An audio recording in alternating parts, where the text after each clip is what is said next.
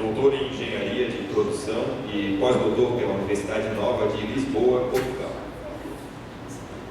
Desde 1992 é professor da UFSC, tendo ocupado os cargos de coordenador do curso de Ciência da Computação, coordenador do programa de mestrado em Ciência da Computação, conselheiro da Câmara de Pós-Graduação e diretor acadêmico do campus Araranguá da Universidade. Na Sociedade Brasileira de Computação foi conselheiro, criou e foi editor da Revista Brasileira de Informática na Educação entre 97 e 2001. Na International Federation for Information Processing, foi representante do Brasil no Comitê Técnico de Educação. No Ministério da Educação, foi membro do Comitê de Especialistas de Ensino em Ciência da Computação por 4 anos e é atualmente membro da Comissão Assessora da Área de Sistemas de Informação para o ENAD. É supervisor-geral do projeto ESUS, parceria da UFSC com o Ministério da Saúde para a reestruturação do Sistema de Informação da Atenção Básica. Em 2013, recebeu o título de professor honoris causa pelo Centro de Instrução de Guerra Eletrônica do Exército Brasileiro. Além disso, é autor de diversos livros na área. Senhoras e senhores, Raul Sidney Vaslavic.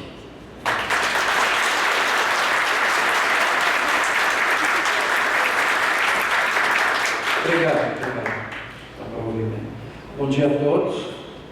Queria agradecer ao nosso mestre de cerimônia pela apresentação, agradecer ao professor Alexandre Perim também pelo convite, que me deu a honra de estar aqui hoje marcando esse momento histórico junto com vocês. Queria cumprimentar também, através do professor Perim, todos os membros da mesa, com certeza todos tiveram uma contribuição bastante relevante para o início desse curso. Queria cumprimentar os professores, os alunos, servidores, membros da comunidade que vieram aqui prestigiar esse momento. É interessante que pode parecer talvez que é só mais um dia e realmente não é só mais um dia, é um dia histórico. A cidade de Laje está de parabéns, o IFSC está de parabéns, o Brasil está de parabéns, porque eu lembro quando eu entrei na graduação, no meu tempo, o único jeito de você fazer um curso superior de computação no estado de Santa Catarina era em Florianópolis. E eu não estou falando curso público, não tinha outros, não existiam outros cursos. Então hoje a gente tem essa possibilidade de estar aqui inaugurando um curso novo. Não vai ser fácil, todo início é difícil. Se vocês tiveram problema aqui com a chuva de pedras, quando a UFSC começou lá em Florianópolis, também nós tínhamos problema com as enchentes. O prédio da engenharia mecânica, logo no início dos primeiros anos, ele foi alagado, mais de 1 metro de água e barro, destruindo equipamentos, destruindo material. E foram os alunos, os professores lá tentar limpar aquilo e recuperar. Então, todo início é difícil, mas a gente vai construindo uma instituição cada vez mais forte, cada vez melhor. Eu tive no sábado agora, inclusive na formatura do curso de Ciência da Computação da Universidade Federal do Rio Grande do Sul, com certeza um dos 5 melhores cursos na área do Brasil. E mesmo considerando a excelência desse curso, um dos alunos, no seu discurso de formatura, criticou os professores, dizendo que havia professores que nem mereciam estar na sala de aula. Claro que foi meio desagradável isso, né? Mas é um fato que acontece até nas melhores universidades, né? Acontece em todas. Vai ter um professor excelente, aquele que vocês vão amar, e vai ter aquele professor que vocês vão odiar, né? Isso é normal. Mas o que eu quero dizer para vocês é o seguinte: não dependam dos professores, vocês alunos, não dependam dos professores para gostar do seu curso. Vocês têm que gostar. E hoje, com toda a informação que a gente tem disponível, né, na internet, também não tinha no meu tempo, nem no meu mestrado, nem no meu doutorado. O doutorado começou a internet, né? Ela estava começando, se arrastando, mas não tinha tanta informação quanto se tem hoje. Vocês não dependem mais dos professores para aprender. O professor vai ajudar vocês, mas não vai ser a única fonte de informação. Vocês podem ir muito além dos professores, vocês podem ultrapassar o conhecimento de vocês. Tinha uma aluna até que me disse um dia que ela ficava durante a aula pesquisando na internet tudo que o professor estava falando para perguntar para ele, para depois ver se ele realmente sabia, né? Então agora já dei a dica para eles, né? Vocês se preparem, né? Tem que preparar bem as aulas, né? Então a sociedade mudou bastante, tudo mudou. vocês estão ingressando num curso onde vocês têm trabalho certo, empregabilidade é 100%, talvez em alguns momentos, em algumas áreas, o salário não seja o ideal, e muita gente se queixa às vezes do salário, mas existem diferenças entre profissionais, entre empresas e entre cargos. Tudo depende do que você vai fazer. Você quer ganhar pouco? Consegue. Você quer ganhar mais? Vai ter que se esforçar um pouquinho mais. Vagas está sobrando. Agora, vagas para pessoas competentes. Não é vaga para qualquer um, para pessoas competentes. E vocês estão de parabéns também, porque estão aqui hoje buscando essa competência. Um curso de bacharelado. Mas não é qualquer portador de diploma de bacharel também que é competente. Tem duas maneiras de se formar no curso, vocês bem sabem. Uma é colando na prova, copiando o trabalho, fazendo em equipe, né? Essa semana eu faço um, você faz o outro semana que vem, a gente bota o nome todo mundo junto, acrescenta fulano que ele não pode vir, né? Esse é o jeito de se formar. Você vai conseguir a nota igual, vai conseguir o diploma igual. Isso te dá direito aqui, a fazer uma entrevista de emprego. Aí o resto é com você. Nós aplicamos lá no nosso projeto uma prova, esses dias de programação. Primeiro a gente faz uma entrevista, depois aplica uma prova. A pessoa disse que sabia Java, tirou 0,7 na prova, de 0 a 10. 0,7. A conclusão do técnico que corrigiu a prova foi: ele já ouviu falar em Java. Não adianta ter o diploma e não saber. Então tem outro jeito de se formar no curso, é realmente estudando, dando duro, suando a cabeça, passando noites em claro, indo além do que é exigido, trabalhando, indo nos laboratórios, fazendo pesquisa, às vezes até sem receber bolsa nenhuma, às vezes recebendo uma bolsa no valor ínfimo, e você vai construindo um conhecimento que vai tornar você competente, que vai fazer vocês serem procurados por empresas e receber ótimos salários, ou ainda, melhor ainda, abrindo a sua própria empresa, mas não abrindo uma empresa que vai trabalhar 1 ano, 2 anos e vai quebrar, abrindo uma empresa que vai crescer e que vai permitir você gerar renda tanto para você quanto para a sua cidade, para o estado, para o país, ou talvez até no exterior. Então busquem essa excelência, vocês estão no curso certo para isso, vocês estão no curso certo para ter uma vida tranquila, para ter uma vida boa, para se dar bem no mercado, seja lá qual for a escolha, tipo de trabalho que vocês vão ter depois. Okay? Bom, vamos falar um pouquinho sobre então ciência da computação, que é o curso de vocês. Convém a gente diferenciar talvez esse nome de curso em relação a outros cursos da área, né? Isso até muitas vezes é uma confusão, né? A pessoa não sabe exatamente o que vai vir fazer aqui, né? Então existem cursos também superiores chamados de sistemas de informação, cursos de engenharia de computação, engenharia de software, tecnologia de informação. Afinal de contas, qual é a diferença? O que torna ciência da computação diferente desses cursos? Isso pode ser visualizado num gráfico de 2 dimensões que foi criado pelos criadores dos currículos de referência da ACM-IEEE, que são as duas grandes organizações ou sociedades científicas na área de informática e computação lá nos Estados Unidos, mas que tem uma abrangência mundial, eles têm membros no mundo inteiro. Então eles criaram esses currículos de referência, onde eles colocam ali 2 níveis, eu não sei se aqui tem inglês, né? Eles colocam duas dimensões, na verdade, em que você pode imaginar a concepção de um curso superior na área de computação. Aqui embaixo a gente tem a dimensão que vai da teoria, em princípios teóricos, até aplicação e desenvolvimento, mais prático, né? Então aqui a gente vai da teoria para a prática, mais teórico, mais aplicado. Nessa outra dimensão aqui, nós temos aqui embaixo os aspectos mais físicos da computação, ou seja, o hardware, a física, a eletrônica, a arquitetura de sistemas.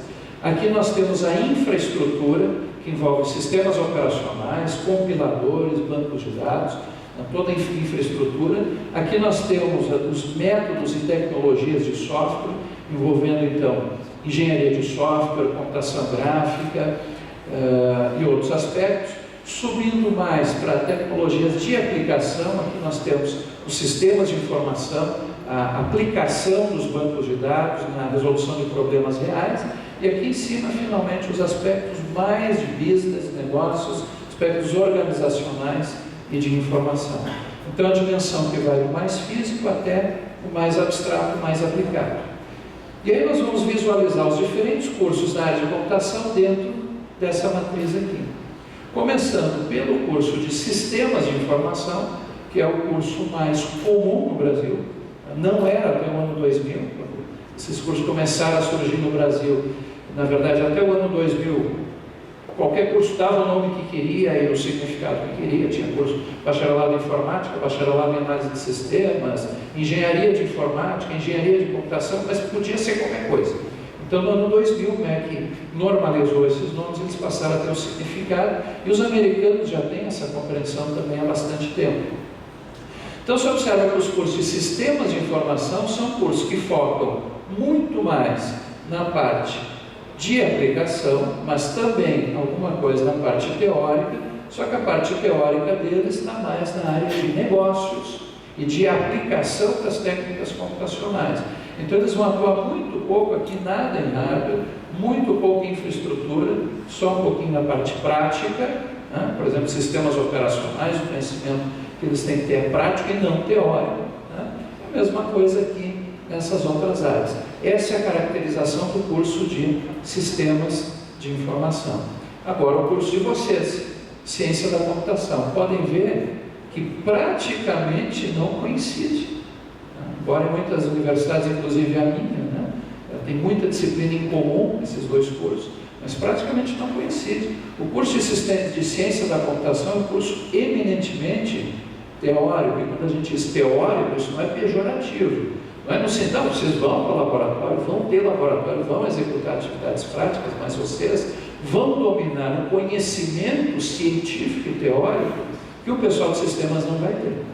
Vocês, por exemplo, vão entender como funciona lá dentro na máquina um sistema operacional, um compilador, um banco de dados, e vão ter conhecimentos que o pessoal de sistemas não vai ter. Eles só vão saber usar. Então, é um curso que foca mais na teoria, claro que tem prática também, né? Não chega nesse extremo aqui, mas tudo que passa da metade do gráfico aqui é prática, especialmente na parte de tecnologias e métodos computacionais, mas também pegando um pouco de hardware e um pouco de questões organizacionais também. Esse é o curso de vocês. Tá? Só para constar, o curso de Engenharia de Computação, o entendimento é que ele seja um curso que vai da teoria até a prática, já que a engenharia é aplicada também. Você tem um conhecimento teórico e prático, só que mais focado na parte de hardware e de infraestrutura de sistemas. Também há uma pouca coincidência aqui com o curso de Ciência da Computação, mas um pouco mais do que sistemas. Finalmente, Tecnologia de Informação, esse é um curso dos tecnólogos, né? É um curso eminentemente prático, na maioria das vezes não inclui aspectos de hardware, né? Ficando focado só nas questões práticas relacionadas desde a infraestrutura até questões organizacionais. Okay? Então, esse gráfico ajuda a gente a entender o que a gente está se metendo. Né? Faltou ainda o curso de Engenharia de Software. Esses cursos são novos no Brasil. Nos Estados Unidos já tem há mais tempo. No Brasil ainda existem poucos cursos. Aqui em Santa Catarina, que eu saiba, tem Joaçaba, no Oeste. Não sei se tem mais alguns. Não chega a uma dúzia ainda. Curso específico de Engenharia de Software, ele também não é igual à Ciência da Computação, porque ele vai focar menos teoria e mais prática. O objetivo desse curso aqui é formar pessoas que vão desenvolver software. E quando eu digo desenvolver software, não é só programador. Você forma um programador no curso técnico. Então, vocês não estão aqui matriculados em Ciência da Computação para serem programadores apenas. Claro que vão ser programadores, bons programadores, excelentes programadores, mas não só isso. Vocês vão ser muito mais do que isso. Por quê? Porque você forma um programador no curso técnico. Em 1 ano, 2 anos, a pessoa está perfeitamente habilitada para dominar uma linguagem de programação e sair por aí desenvolvendo sistemas. O problema é o seguinte: os sistemas de hoje em dia, a maioria já não dá mais para desenvolver daquela forma, senta eu e meu amigo, cada um no computador, a gente desenvolve junto, conversa certa. Né? Hoje em dia, sistemas são desenvolvidos por equipes de centenas ou às vezes até milhares de pessoas. O nosso projeto até pode ser considerado um projeto relativamente simples. Na universidade, o projeto que eu estou supervisionando, que é a informatização dos postos de saúde. Você pode perguntar, um posto de saúde, o que tem ali? É prontuário, marcação de consultas. Bom, tem muito mais coisa, não vou listar tudo, mas só para dar uma ideia para vocês, hoje o número de linhas de código do nosso sistema chega a quase 1 milhão. Do sistema. Se eu contar bibliotecas, código de teste, código acessório, protótipo, etc., nós temos 3 milhões de linhas de código. Se isso fosse impresso em folhas de papel A4, daria uma pilha de 20 metros de altura. Uma equipe de 70 pessoas trabalhando. Como fazer isso funcionar? Nós precisamos de engenharia de software. Só com conhecimento de programação você não consegue fazer isso funcionar. Agora imagine uma pilha de 20 metros de altura que passaria do telhado no teto dessa sala aqui. Se tiver uma vírgula errada em qualquer ponto desses 3 milhões de linhas de código aí, ele já não funciona. E esse é o tamanho do nosso desafio, fazer isso funcionar. E pior, como se trata de um sistema na área de saúde, uma vírgula errada pode colocar em risco a vida de uma pessoa. Pior ainda. Felizmente, os conhecimentos técnicos da engenharia de software nos permitem minimizar a chance desses problemas acontecerem. E maximizar o nosso tempo, maximizar a nossa produtividade. Ou seja, em menos tempo fazer mais e fazer melhor. E tem uma coisa interessante. Aqui no Brasil, eu acho que muita gente deve ter colado nas provas, nos cursos de computação, porque a qualidade técnica das nossas empresas ainda é muito baixa. A gente tem muita coisa para melhorar. Pouquíssimas empresas conseguem ter um nível técnico de excelência até para ser competitivo no exterior. Vocês hoje estão começando um curso. Coloquem na cabeça que vocês vão ser os melhores. E vocês vão conseguir. Se você colocar na cabeça que vai fazer mais ou menos, prefere dar prioridade para outras coisas, tudo bem, é uma escolha de vocês. Mas você pode ser o melhor. E pode fazer o nosso país avançar. Uma vez um aluno, depois de uma palestra, também um aluno levantou a mão, fez uma pergunta, disse, professor, o que a universidade tem que fazer para me motivar a estudar? Vocês acham que foi a minha resposta? Nada. Se você não está motivado, não adianta, é você que tem que ir atrás. Tá? Não espere motivação. Seja autodidata, seja autocrítica, se autoavalie. Na nossa área, isso é fundamental. Em outras áreas também, mas na nossa mais ainda. Por quê? Ela avança muito rápido. E às vezes o professor vai estar apresentando para vocês uma matéria, você vai perguntar, professor, onde é que eu uso isso aí na vida prática? Calma. O problema da vida prática do profissional, onde é que o mercado vai pedir isso aí? O mercado hoje é um, daqui a 4 anos é outro. O que era o mercado há 4 anos atrás?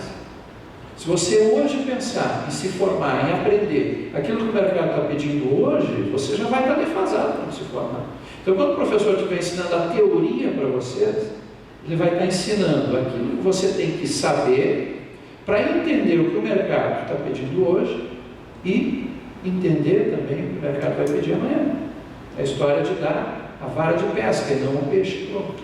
Tá? Mas vamos adiante.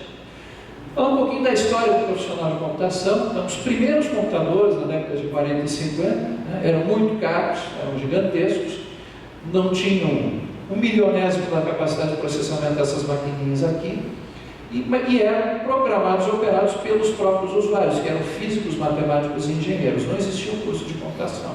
Você sabe de onde vem a palavra computer? Era uma profissão. Desde os anos 1890 até 1940, 50, era uma profissão. Eram pessoas que sentavam em mesas e ficavam calculando tabelas de maré, tabelas de logaritmo, eram uns calculadores. E eram seres humanos que foram substituídos depois por essas máquinas, que foram motivadas justamente pela questão, no início, de fazer cálculos de tabelas de forma mais rápida. Na época da guerra, tabelas de mísseis, tabelas balísticas. Os computadores eram caros e precisavam ser compartilhados. Então, tinha muitas instituições que não podiam pagar por um computador, mas poderiam compartilhar com outras. Foram criados centros de compartilhamento de computadores, passou a ser um modelo de negócio. E sistemas de compartilhamento de tempo foram produzidos, né, para que vários usuários pudessem usar o computador ao mesmo tempo. Só que isso trouxe gente de muitos lugares para usar o computador e pessoas que não tinham necessariamente conhecimento. E aí surgiu um profissional de programação, que era a pessoa que não era um usuário final, possivelmente até a formação dele fosse de físico, matemático ou engenheiro, mas ele não programava mais para ele fazia programas para outros. Alguém chegava e dizia o que é que queria e ele produzia o programa. Isso começou a surgir no final dos anos 1950.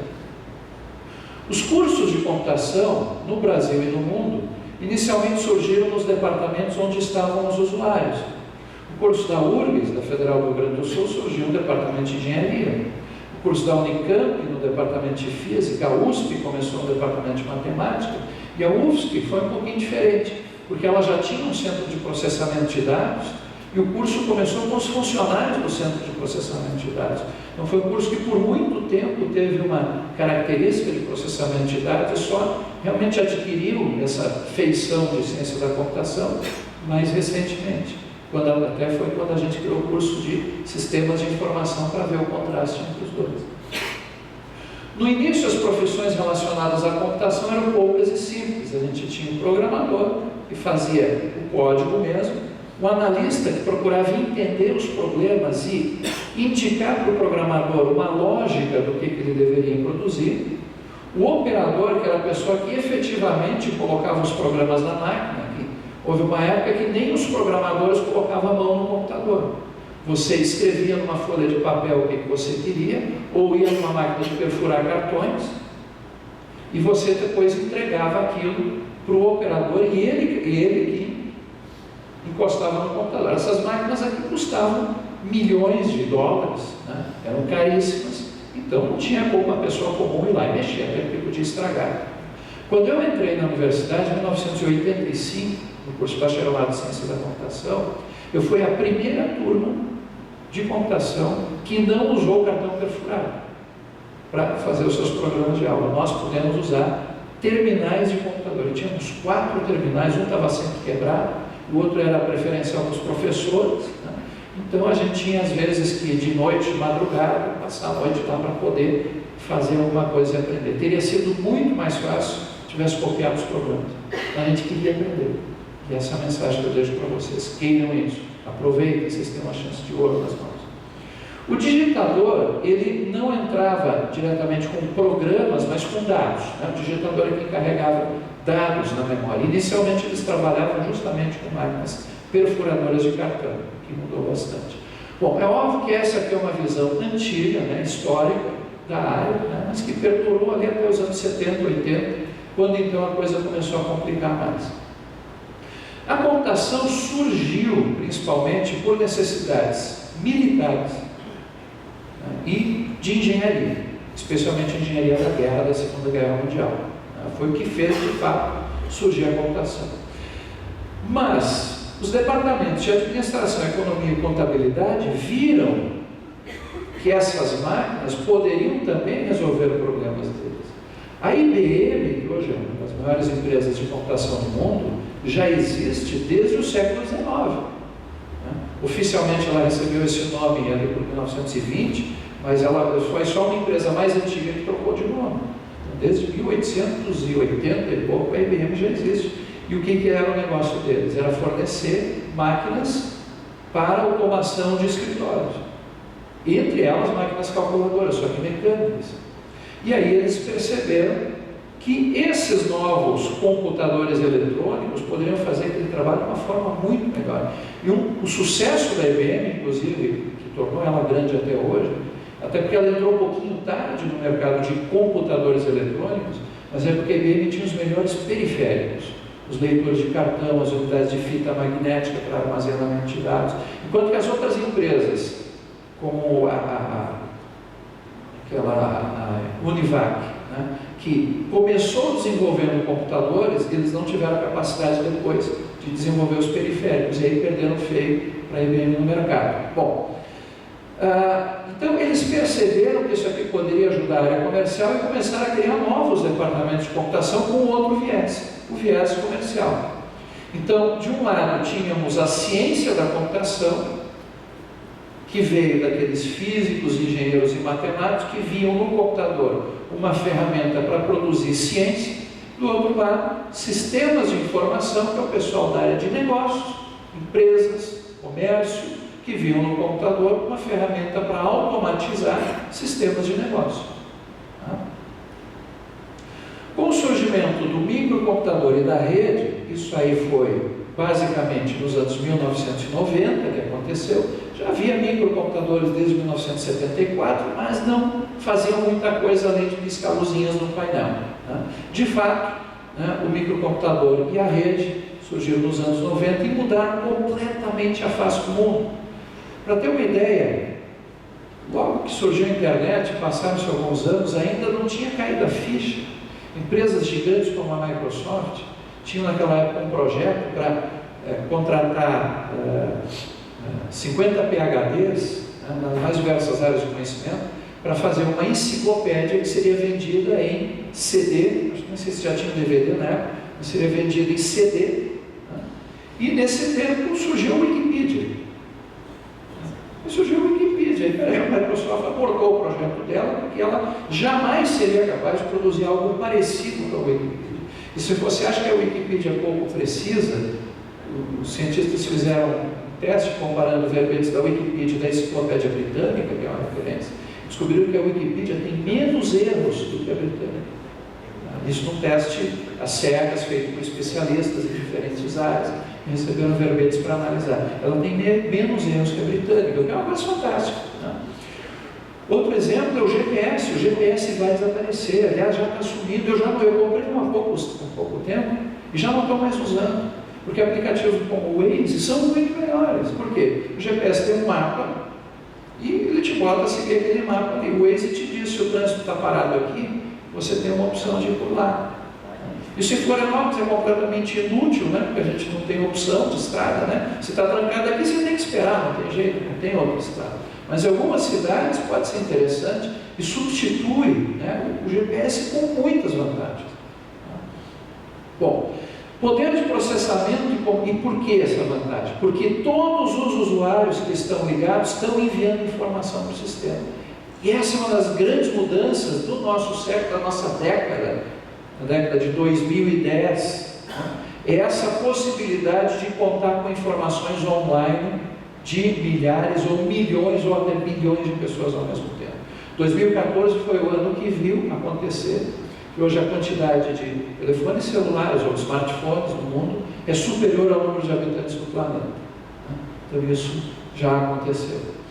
O poder de processamento e comunicação aumentaram drasticamente, custos caíram drasticamente. Quem poderia imaginar que um dia um smartphone seria dado de brinde para quem alugasse uma linha telefônica? Um iPhone 4S, hoje você alugar uma linha telefônica nos Estados Unidos, eles te dão de brinde. O Brasil ainda é explorado, mas você também consegue ganhar alguma coisa aqui. O mundo mudou, não apenas a nossa profissão. Então nós temos que começar a olhar a ciência da computação de uma forma totalmente diferente, como era na época que nós, professores, inclusive, fizemos a nossa graduação. Aquela visão clássica de analista, programador, testador. Nós temos que começar também a ver a coisa de forma diferente. Poder de processamento e armazenamento hoje são como nunca antes podemos imaginar. O número de profissões também aumentou e se tornaram mais complexas, mais especializadas. Hoje não é mais possível saber tudo, Então aqui tem alguns exemplos de profissões, só para citar alguns, porque são centenas de profissões possíveis na nossa área. Quando se fala em regulamentação da profissão, é impossível, porque não se sabe, não se tem como saber ou como definir o que é a nossa profissão.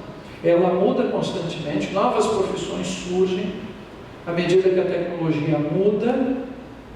Então é uma área que é impossível até hoje de delimitar. E pior ainda, as nossas máquinas, os nossos produtos são usados por todos, por toda a humanidade.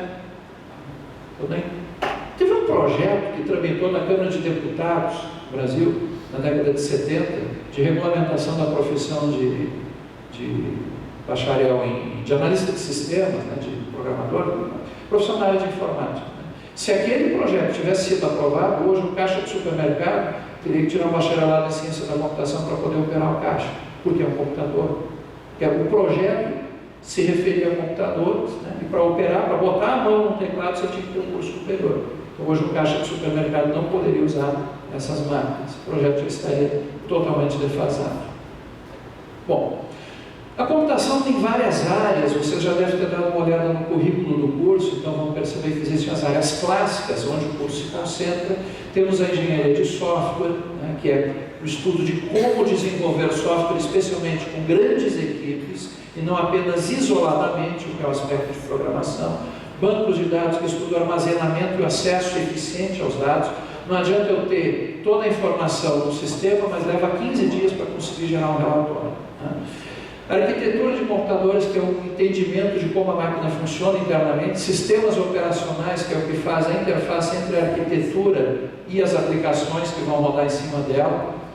A inteligência artificial, que é a busca de colocar inteligência nos computadores. Realidade virtual, que é a forma de criar ambientes virtuais onde você consiga entrar no mundo estranho, diferente, totalmente eletrônico, ou às vezes até misturar o mundo real com o mundo virtual. Esses óculos, né, que tem com semi-transparência, você consegue, por exemplo, um que seria muito útil para um professor, um óculos desse, porque eu tenho dificuldade muito grande para decorar o nome dos alunos, né? Então imagine um óculos em que eu olhasse para o aluno e aparecesse uma tarja com o nome dele. Eu diria fulano, né? Ou então que pudesse aparecer o meu discurso aqui, que eu não precisasse, né, falar de improviso, mas pudesse ler um discurso que aparecesse, né? Mas então isso aí seria a realidade aumentada. Jogos eletrônicos, com certeza não preciso falar sobre isso para vocês.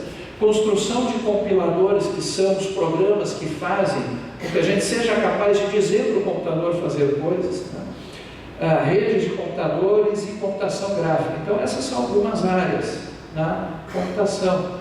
Mas a computação, a ciência da computação especificamente, vai preparar vocês para outros desafios. Não é só para desenvolver software comercial, do tipo software para videolocadora, para livraria, né? Não é só aplicativozinho para celular. Vocês podem ir muito além. A ideia do curso de ciência é essa, que vocês façam ciência e não só programação, como talvez tenha sido um curso técnico, onde o objetivo é formar programadores. Embora tenha visto nos discursos que me antecederam que mesmo o curso técnico de vocês já tem um viés científico, o que é ótimo, né? Desde que você busque essa área, né?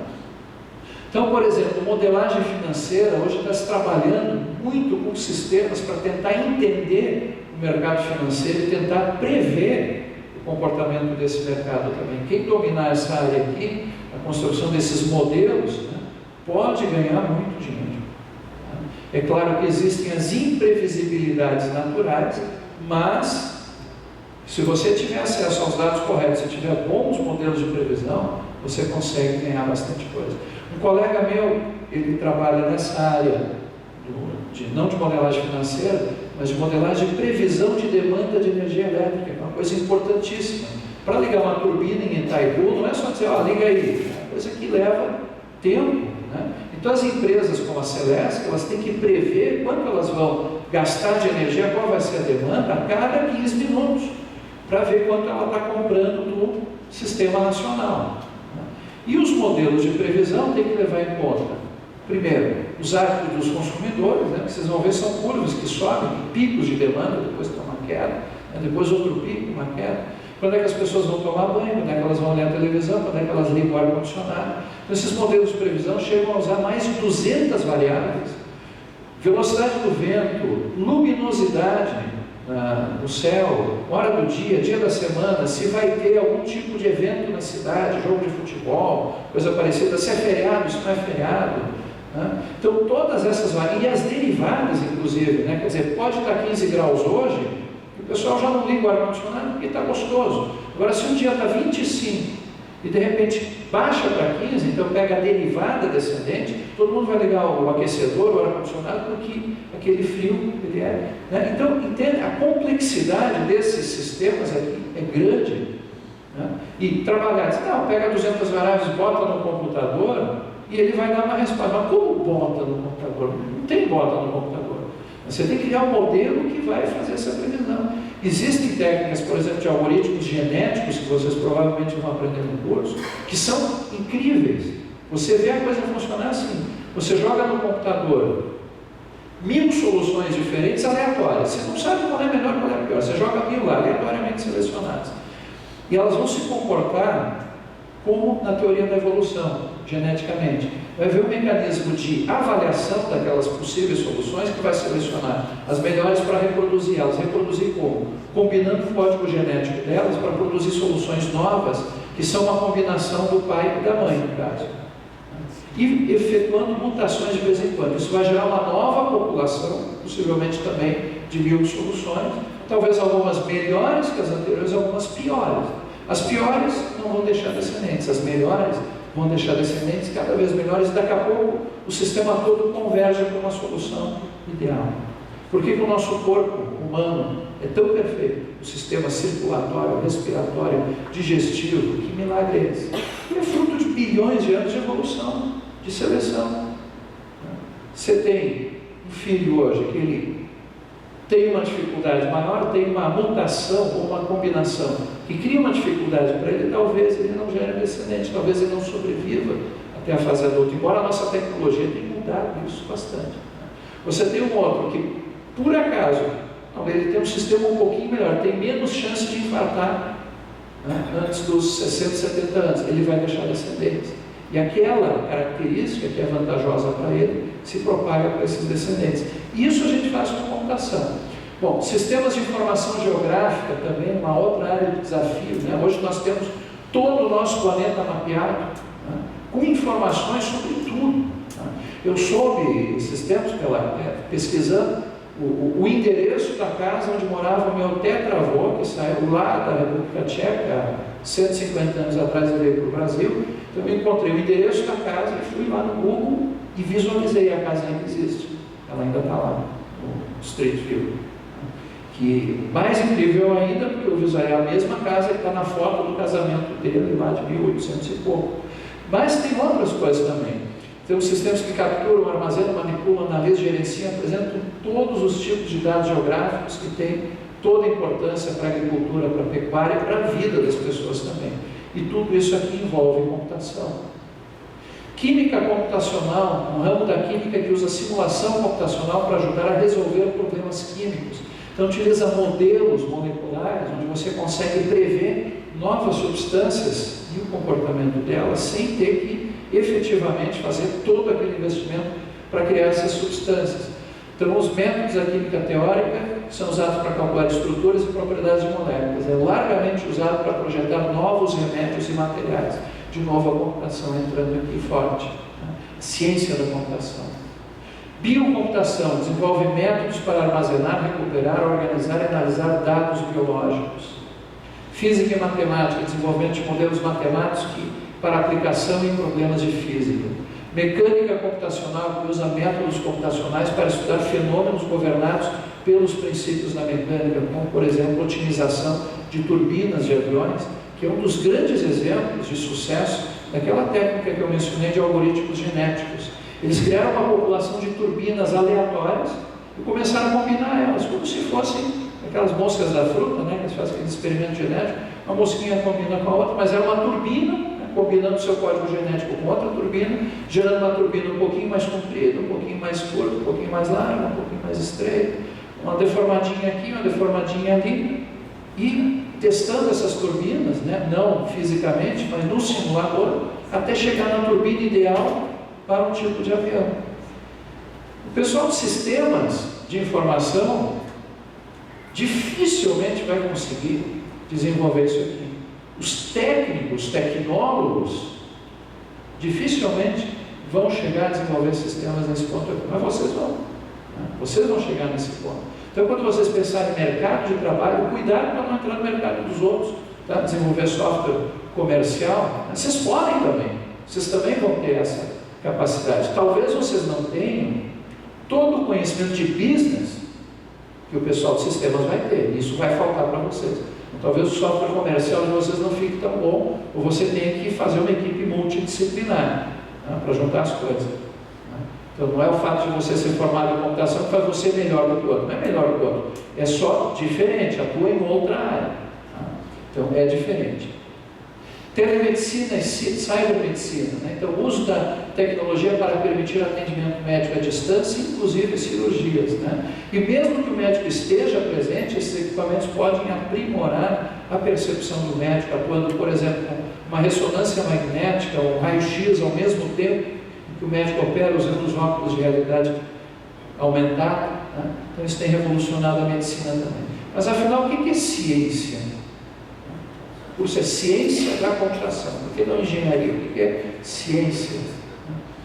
Ciência é o esforço, em geral, é o esforço para descobrir e aumentar o conhecimento humano de como a realidade funciona. E aí se fala muito em ciência e tecnologia. Essas duas palavras sempre andam juntas, mas não são a mesma coisa. Ciência busca pelo conhecimento e pelas explicações. Ciência constrói teorias para explicar os fatos observados. Já a tecnologia é a aplicação dos conhecimentos nas atividades práticas, como, por exemplo, as atividades industriais e econômicas. Ao contrário da ciência, a tecnologia não tem por vocação explicar o mundo. Ela é prática e existe para transformar o mundo, e não para teorizar sobre ele. Falando em teoria e prática, diz um ditado na área de computação o seguinte: teoria é quando você sabe explicar, mas não funciona. Prática é quando funciona, mas você não sabe explicar por quê. A computação reúne a teoria e a prática, porque as coisas não funcionam e a gente não sabe explicar por quê. Tá? As ciências se dividem de várias formas, né? Uma das mais clássicas é a divisão das ciências em ciências formais, que estudam as ideias, e empíricas, que estudam as coisas, que se subdividem em ciências naturais, que estudam a natureza, e as sociais, que estudam o ser humano e as suas interações. Onde é que a computação se encaixa? Muita gente acha que a computação é uma ciência exata, formal, etc. Isso não é totalmente verdade. As ciências formais estudam as ideias, ou seja, os processos puramente lógicos e matemáticos. Seu objeto de estudo são os sistemas formais. Então, eles independem do mundo físico. São as teorias. Na álgebra, 2 mais 2 é igual a 4, independentemente do universo onde você está. No mundo real, 2 mais 2 nem sempre é 4. Eu gostava de quebrar a cabeça das minhas filhas quando eram mais novas, né? Perguntava, quanto é que é 2 mais 2? É 4, pai. Não, mas não pode ser 3. Como, pai? Olha aqui. Eu tenho aqui 2 garrafas, né? 2 garrafas, e aqui eu tenho 2 garrafas. 2 mais 2 deu 3. Quando você coloca conteúdo no mundo real, aquela lógica pura desaparece, ela muda, né? Então, nesse caso, 2 mais 2 pode ser 3. Vocês vão descobrir em computação que muitas vezes o erro no código é porque você não se deu conta disso. No meu pós-doutorado mesmo eu passei por uma situação assim. Estava trabalhando com o mundo real e não com o sistema algébrico. Bom, alguns exemplos de ciências formais são a lógica, que vocês vão aprender bastante, a matemática, que vocês lamentam se não gostam de matemática, mas vão ter que aprender a gostar, né? E se usa também bastante matemática, teoria de sistemas, os aspectos teóricos da ciência da computação, a teoria da informação, a microeletrônica, a teoria da decisão, a estatística e, surpreendentemente, a linguística também, porque uma parte da linguística é formal. A linguística é formal, inclusive as linguagens formais, que foram a base para construir as linguagens de programação, que até 1958 se achava que seria impossível construir linguagens de alto nível como nós temos hoje, a gente teria que continuar programando no centro em código de máquina, elas surgiram na linguística. Chomsky, né, que foi o criador dessa hierarquia de linguagens, ele não era um cientista da computação, ele era um linguista, mas era uma teoria formal. As ciências empíricas estudam os feitos ou fatos através da observação e do experimento. Essas ciências estudam feitos que ocorrem no mundo que nós conseguimos perceber. Eu não vou falar da Matrix para vocês, mas já dei a dica, né? É o mundo percebido, que não quer dizer que seja o mundo real. O conceito de realidade é relativo. Essas ciências estudam feitos que ocorrem no mundo perceptível e, consequentemente, precisam usar o exame da evidência empírica para comprová-los. Se subdivide em ciências naturais e sociais. As naturais estudam o universo, que é entendido como regulado por regras ou leis de origem natural, ou seja, independentemente da existência do ser humano. Exemplos são astronomia, biologia, física, química, geografia, ciências da Terra e eletrônica. Então, nós vimos que a computação tem um aspecto teórico, as linguagens formais, os compiladores, a própria lógica e matemática da computação são teóricas, e ela também tem aspectos, não tanto talvez, mas aspectos naturais. Os processadores têm limites, as redes de transmissão têm limites que são físicos. Então a gente precisa entender de física para entender esses limites, que não dá para acelerar a velocidade de clock do computador até o infinito, porque é matéria física. Que as máquinas de Turing, por exemplo, agora está em moda, o filme está, cartaz é o filme do Turing, né? As máquinas de Turing são máquinas ideais e nenhum computador tem a capacidade de processamento de uma máquina de Turing, porque o computador é construído no mundo físico, com limitações. E a máquina de Turing deveria ter uma fita infinita para realmente poder computar todas as computações de acordo com a definição de Turing. Então, nossos computadores são e sempre serão máquinas de Turing limitadas, que no caso se chamam autômatos finitos.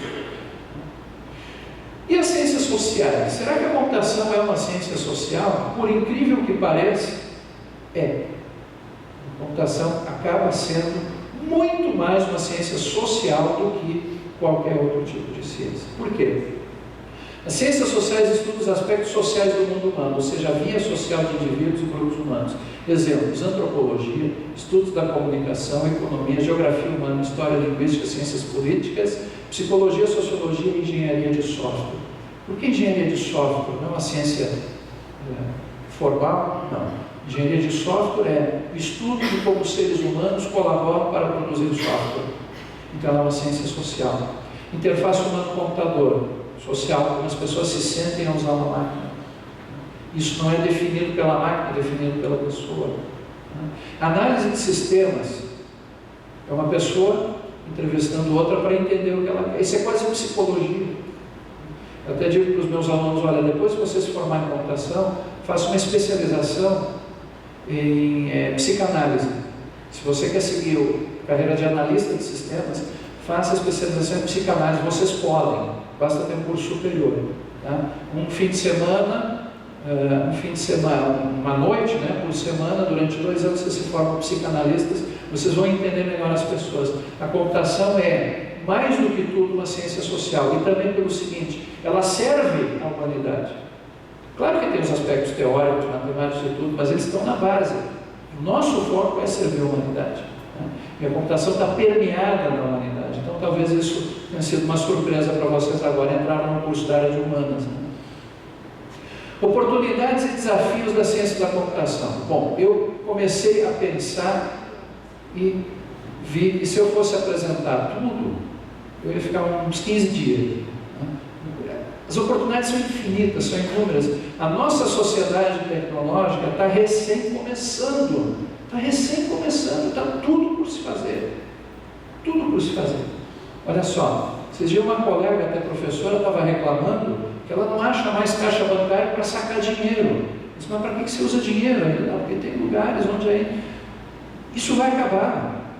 O que vai acontecer daqui? Você precisa de dinheiro, você pega o seu smartphone, ou seja lá o que vai surgir depois, você diz que preciso da rede da aplicação. Nem vai fazer isso, não precisa. Você precisa comprar alguma coisa, passa ali o seu... Só passa perto, né? Passa perto do sensor, está comprado, está pronto. Né? Talvez até chip implantado debaixo da pele, não sei como é que vai ficar os furtos, né? Porque daqui uns dias nós não vamos mais ter nada de valor.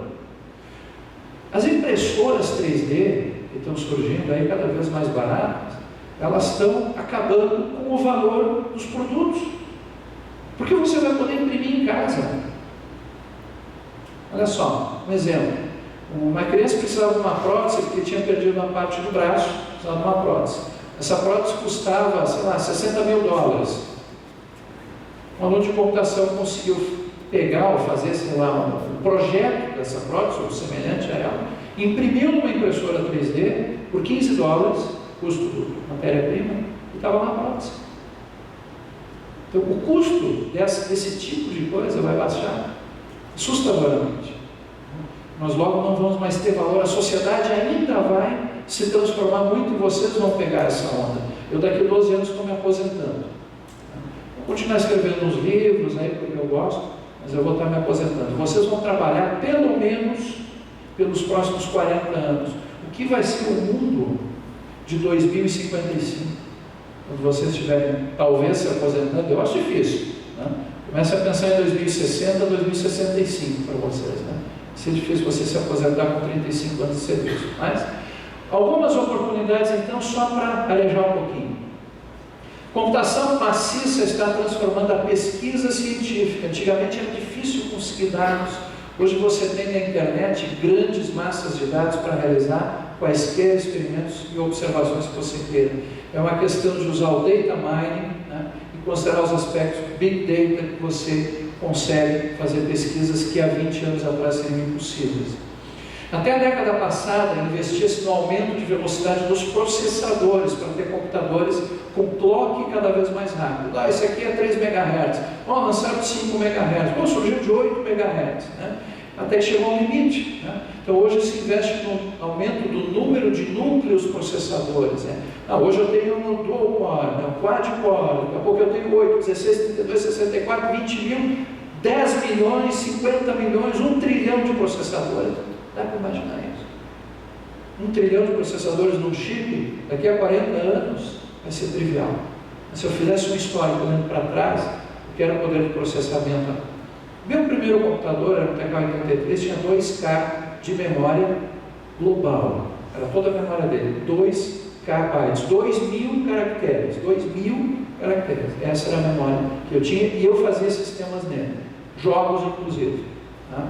Bom, mudanças vão ser necessárias no software. Como gerenciar a concorrência entre milhões ou bilhões de processos efetivamente paralelos? Não é mais um paralelismo simulado, é paralelismo real. Isso muda tudo, né? Aquela compreensão da arquitetura de computador como CPU, né, a unidade de processamento, e memória e dispositivo periférico, isso aí está totalmente defasado, isso aí é só histórico, né? Hoje em dia, né, com esses multiprocessadores aí mudou tudo. Eu mesmo teria que voltar para os bancos da universidade para aprender de novo.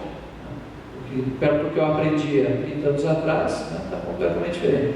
Oportunidades e desafios da ciência da computação. Ainda, né? As aplicações também estão cada vez mais complexas. Eu mencionei o nosso projeto lá na universidade, que não deixa de ser um sistema de informação, então, teoricamente um sistema simples, mas que tem aspectos de segurança, de comunicação, que são muito importantes, abrange o Brasil inteiro, são 50 mil postos de saúde utilizando, 1 milhão de usuários, contando agentes comunitários, um software que tem que funcionar de forma robusta, tanto na cidade de São Paulo, que tem um anel de fibra ótica entre os postos de saúde, quanto lá no Xingu, onde o posto de saúde funciona dentro de um bar e os médicos e os enfermeiros vão com tablets que são carregados no gerador a diesel, né? E lá tem que funcionar o software do mesmo jeito, conectado do mesmo jeito. Claro que não tem conectividade online, mas quando eles passam perto da cidade que tem sinal de internet, eles podem conectar. E ainda por cima tem que fazer interface com vários sistemas de prefeituras, de estados, de empresas que estão sendo interligados com ele. Então tudo isso tem que funcionar. Nós precisamos melhorar a programabilidade, né, quer dizer, a capacidade dos nossos programadores em produzir sistemas de forma eficiente, né, e que depois possam ser manuteníveis. Não adianta eu ter 1 milhão de linhas de código funcionando hoje, porque a evolução do sistema de computação não acaba nunca. O que hoje funciona, daqui a 1 ano já não me serve mais. Então eu tenho que ser capaz de modificar esse código. E esse é um desafio gigantesco. Aonde dentro daquele 1 milhão de linhas de código está o ponto onde eu tenho que modificar? Como saber isso? Vocês vão aprender. Paralelismo agora passa a ser a regra e os códigos se tornaram gigantescos. Aumento na quantidade de dados disponível em todos os sentidos. Como gerenciar terabytes, petabytes e até exabytes de dados. Como transformar grandes conjuntos de dados em descobertas científicas. Eu lembro que em 2006, isso já faz quase 10 anos, né? Uma uma pesquisadora da NASA esteve lá em Florianópolis dando uma palestra, ela falou sobre banco de dados. Ela falou que o grande desafio deles é que eles têm vários satélites em órbita mandando dados para a Terra. Algum desses satélites chegava a mandar terabytes de dados por minuto que precisavam ser processados e analisados. Esse programa 7 da NASA, que já há muitos anos ele roda em rede, uma rede global de computadores, qualquer pessoa pode participar com o seu notebook. A ideia é a seguinte: quando o seu notebook entra em estado de espera, quando entra o protetor de tela, ele começa a processar dados para a NASA para ver se localiza em algum lugar um sinal de vida de outro planeta, o programa 7. Já existe uns 15, 20 anos pelo menos, talvez até mais. Porque nem a NASA tem um poder de processamento suficiente para dar conta disso, então distribui isso pelo mundo.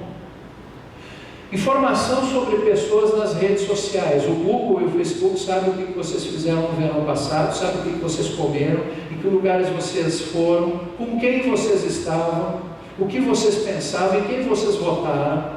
Tá? Isso tudo o Google sabe.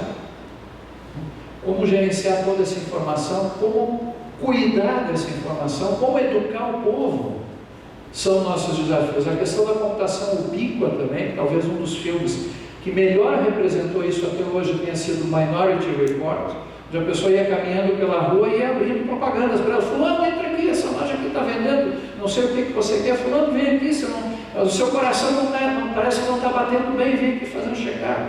Né? Então assim, a pessoa já não tinha mais privacidade nenhuma. Né? E o que acontecia? Tem uma lei que diz que as pessoas sempre dão um jeitinho, né?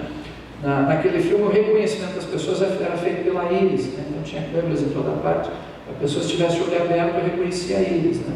E fugitivos da justiça, por exemplo, fugitivos seriam capturados facilmente, né? Porque o cara andou na rua, a não ser que estivesse no mar, então eles arrancavam os olhos, né? E na época lá conseguiam substituir por outros olhos para então escapar da prisão. Então o grande mercado que tinha era o mercado de olhos, né? Porque era como uma identidade falsa, um passaporte falso. Às vezes não adianta o que a gente faça, né? Eu digo, o dia que o nosso dinheiro tiver um chip dentro da mão, o ladrão vai cortar a mão. Né? Porque, bom, de qualquer maneira, nós na área de computação, temos um desafio ético relacionado a isso aqui. As questões éticas da computação são fundamentais também, que são importantes para a sociedade. Há pouco eu vi, foi denunciado, né? Determinado software, até nem me lembro qual, agora acabei esquecendo. O software era lançado, acho que até um sistema operacional lançado com um programa espião que ficava mandando dados para a empresa produtora, dados que você não autoriza a mandar. Como é que a gente vai cuidar disso? Bom, todas essas questões, esses desafios, nós, professores, nós da comunidade, esperamos que vocês respondam nos próximos anos. Vocês vão responder essas questões. E, para isso, vocês vão receber essa ferramenta aqui. Como eu falei, esse é recém o primeiro passo. Hoje é o marco zero, um dia histórico para vocês. Hoje é o marco zero de um curso. Aliás, vocês são uma turma muito feliz. Sabe por quê? Porque não vai ter veterano para dar trote em vocês. Isso é a primeira turma. Então, considerem-se felizes, considerem-se parabenizados, aproveitem essa chance, façam ela valer a pena, formem-se e transformem o mundo. E se vocês gostam desse tipo de coisa, dessa ciência que é tanto uma ciência exata, formal e teórica, física, quanto uma ciência social, que junta tudo, que está mudando a face desse nosso planeta, e talvez até de outros, mais adiante, não sei o que vai ser em 2050, né? Mas os filmes de ficção científica dão algumas dicas e vocês têm mais chance de ver isso do que eu. Aproveitem isso, tá? Eu agradeço então a oportunidade, deixo aqui os meus livros, né? Tem um livro de análise e design orientados a objetos para sistemas de informação, também publicado no exterior em inglês. Tem um livro de metodologia, esse aqui talvez vocês vão usar ao longo do curso, Metodologia de Pesquisa para a Ciência da Computação, como é o único em português, é utilizado em quase todos os cursos que tem trabalho científico, e o livro de Engenharia de Software, também conceitos e práticas que complementa esse aqui, os aspectos mais gerenciais da engenharia de software. Agradeço a oportunidade, então, não sei se há perguntas ou não, deixo com a palavra para o nosso mestre de cerimônia, então. Obrigado.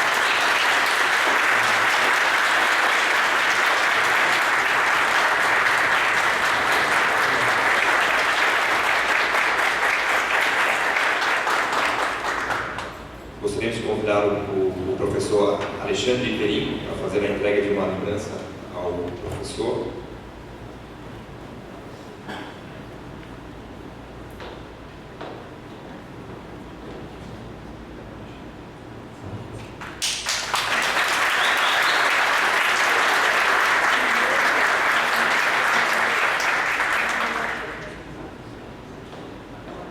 Encerrada esta aula inaugural, o Campus Lages deseja a todos um bom dia e um ótimo início de semestre aos alunos.